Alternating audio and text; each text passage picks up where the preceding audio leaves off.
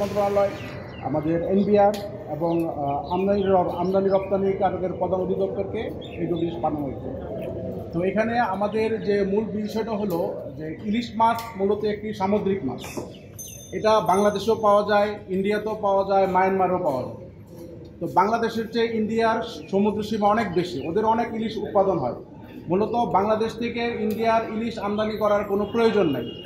কিন্তু এখানে মূল বিষয়টা যেটা হলো যে ইলিশ মাছ যখন আমাদের পদ্মা নদীতে আসে ডিম পাড়ার জন্য, তো এই ইলিশটা অত্যন্ত সুস্বাদু হয়, যার কারণে ইন্ডিয়া মূলত আমাদের এই পদ্মা নদীর ইলিশ আমদানি করে। এখন আমাদের পদ্মা নদীতে তো আনলিমিটেড ইলিশ নাই, আমাদের পদ্মা নদীতে যে সীমিত পরিমাণ ইলিশ আছে সেটা আমাদের বাংলাদেশের জনগণেরই চাহিদা পূরণে সক্ষম নয়। কিন্তু এই পদ্মা নদীর সমস্ত ইলিশ ইন্ডিয়াতে চলে যাওয়ার কারণে রপ্তানি এবং অবৈধভাবে পাচার হওয়ার কারণে বাংলাদেশের জনগণ এই পদ্মা নদীর ইলিশ থেকে বঞ্চিত হচ্ছে। ফলশ্রুতিতে আমরা আইন দিয়েছি যে বাংলাদেশের যে ইলিশটা পাওয়া যায় সেটা আমাদের দেশের জনগণের জন্য এটা মানে সাফিসিয়েন্ট না, পর্যাপ্ত না। সুতরাং ইন্ডিয়াতে ইলিশ পাঠানো যাবে না। আর ইন্ডিয়াতেও ওদের সমুদ্রের পর্যাপ্ত ইলিশ উৎপাদন হয়, ওদের বাংলাদেশ ইলিশের কোনো প্রয়োজন নেই। আমরা লিগ্যাল নোটিশে যে আমাদের বর্তমান সরকার যে অনুমোদন দিয়েছে ইলিশ রপ্তানি করা, সেটা প্রত্যাহার করার জন্য অনুরোধ করছি। নইলে আমরা এখানে 3 দিনের সময় দিচ্ছি, যদি তারা প্রত্যাহার না করে আমরা মহামান্য হাইকোর্টে রিট পিটিশন দায়ের করব। এটি ছিল আমাদের মূল বক্তব্য। কাকে কাকে দিয়েছেন নোটিশ? যে এখানে আমাদের বাণিজ্য মন্ত্রণালয়ের সেক্রেটারি এবং মৎস্য প্রাণী সম্পদ মন্ত্রণালয়ের সেক্রেটারি, জাতীয় এনবিআর এর চেয়ারম্যান এবং আমাদের আমদানি রপ্তানিকারক অধিদপ্তরের প্রধান নিয়ন্ত্রককে আমরা এই আইনি নোটিশ পাঠিয়েছি। আচ্ছা, এই লিস্টটা তো এই পূজা উপলক্ষে আসলে এই রপ্তানির অনুমতি দেওয়া হয়েছে, এটা এখন আপনাদের এই আবেদন এটা কিভাবে হবে? এখানে আমি একটা জিনিস বলব, বিষয়টা আসলে একটু টেকনিক্যাল বিষয়।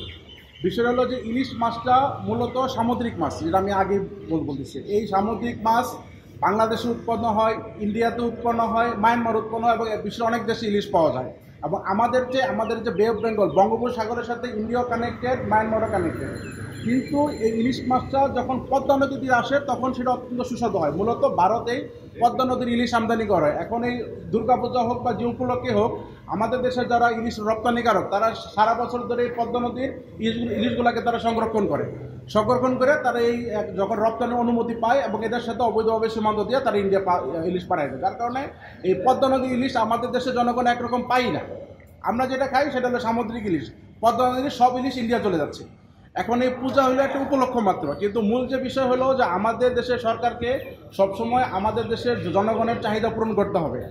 আমরা অনেক সময় বলে যে ইন্ডিয়া আমাদেরকে পেঁয়াজ দেয়, আলু দেয়, ডিম দেয়, কিন্তু ইন্ডিয়া সবসময় তাদের জনগণের চাহিদা পূরণ করার পর উদ্বৃত্ত বাংলাদেশে রপ্তানি করে। আর আমাদের দেশের সরকার আমাদের দেশের চাহিদা পূরণ না করেই সব পদ্মা নদীর ইলিশ ইন্ডিয়া পাঠিয়ে দিচ্ছে। এটা হলো আমাদের মূল বক্তব্য। ওকে।